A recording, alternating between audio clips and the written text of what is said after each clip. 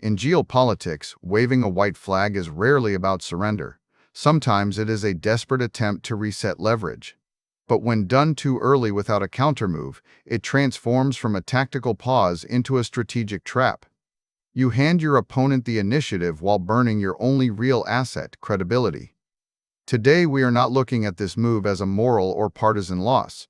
We are reading it as a classic realpolitik error where the United States voluntarily walked away from its primary bargaining chip before extracting maximum value, allowing adversaries to lock in gains without paying the price for defiance. To understand why this specific signal was a strategic failure rather than a policy victory, we must first redefine what that white flag actually represents in the theater of international relations. In popular culture and political punditry, a white flag means you have lost. It is an admission of defeat. But within realpolitik analysis, a gesture like this can theoretically be used to reset negotiations. Provided one crucial condition is met, you must hold a gun to your own head while simultaneously pointing yours at the adversary. If that gun is empty because you lack leverage or internal capacity, waving white does not signal a desire for peace, it signals exhaustion. It tells every rival power in the room that you are out of ammunition and have no choice but to accept their terms. The error here was assuming that unpredictability would compensate for the absence of actual leverage. This brings us to the divergence between traditional diplomatic theory and the strategy often associated with this administration, which relies heavily on a doctrine of mercurial behavior. Classical strategic thinkers like Henry Kissinger operate within a framework where states act rationally within resource constraints. In that world, red lines are predictable because they are backed by consistent national capabilities. Adversaries know exactly what you will tolerate and at what cost. This allows rivals to test limits but forces them into reactive enforcement strategies that drain your resources over time. Conversely, the unpredictability strategy attempts to force compliance through fear of conflict rather than calculation. The logic is that if an adversary cannot predict whether you are going to escalate or de-escalate, they will be too afraid to push back at all. Quick resource note: I keep a curated set of Amazon search links in the description for books, gear, and tools relevant to this channel's topics. Some are affiliate links, so I may earn a commission at no extra cost to you. Please consider supporting the channel by using those links if you find something useful. However, waving a white flag under this specific doctrine creates a paradoxical trap. When unpredictability works, it relies on the fear that an irrational actor might break the table entirely. But when that chaos looks like confusion rather than resolve, adversaries stop fearing and start planning their exit strategies.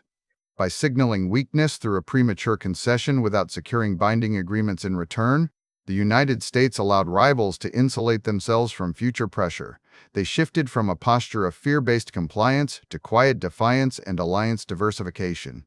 Instead of being forced into submission by the threat of unpredictable escalation, these nations began looking for backdoors, exploring dialogue not out of friendship but because U.S. unpredictability made them want to find alternative paths that do not rely on American approval. The cost of this early surrender is best understood through the hard data regarding national capacity and strategic fatigue. A state cannot project power abroad if its internal foundations are crumbling under fiscal strain or demographic catastrophe. By December 2020, U.S. national debt relative to GDP hit a record high exceeding 130%, totaling $27.4 trillion in accumulated obligations. This was not merely an accounting issue. It signaled that the capacity for sustained strategic coercion had been fundamentally eroded by internal fiscal constraints. When a nation's ability to absorb shocks is compromised, its external threats lose weight because adversaries know you cannot afford a long war or prolonged pressure campaigns. Consider the specific metrics of this erosion during the pandemic years. The United States saw over 340,000 deaths from COVID-19 alone as of late 2020, surpassing casualties in many past conflicts and creating a domestic crisis that demanded immediate attention rather than external projection. Simultaneously, the budget deficit ballooned to 15.3% of GDP for fiscal year 2020, vastly exceeding standard safety margins. A bailout package totaling $2.3 trillion was deployed, but this massive injection of capital further strained the balance sheet. These numbers are not just statistics. They represent a depletion of the strategic reserve that allows leaders to bluff effectively or sustain long-term confrontations. When you have exhausted your fiscal and human resources domestically, waving a white flag abroad is an admission that you simply cannot afford to fight for what remains on the table. The reaction from adversaries was immediate and calculated. They did not cheer, they exploited the gap between the signal of surrender and any follow-through commitment. Chinese strategic thinkers noted how prioritizing political optics over professional expertise leads to a loss of external leverage, observing that U.S. internal instability translated directly into diminished global standing. The result is a world where rivals build buffers against U.S. pressure because they no longer believe in the credibility of American threats. They diversify alliances and create alternative economic corridors precisely because they sense an opening created by unilateral disarmament of the negotiating position. This analysis shifts the conversation from asking whether a specific policy won or lost to asking what leverage was traded for that result. In international relations, a concession is only a victory if it extracts something in return before you lose your ability to threaten more later. Waving the white flag without a plan B or a specific demand attached is not diplomacy, it is strategic surrender disguised as negotiation. The real story is not about moral outrage over a leader's behavior, but about the structural failure of burning high-value assets for low-probability outcomes. When you hand your opponent the initiative, they do not feel magnanimity, they feel permission to expand their own influence while you retreat into internal recovery.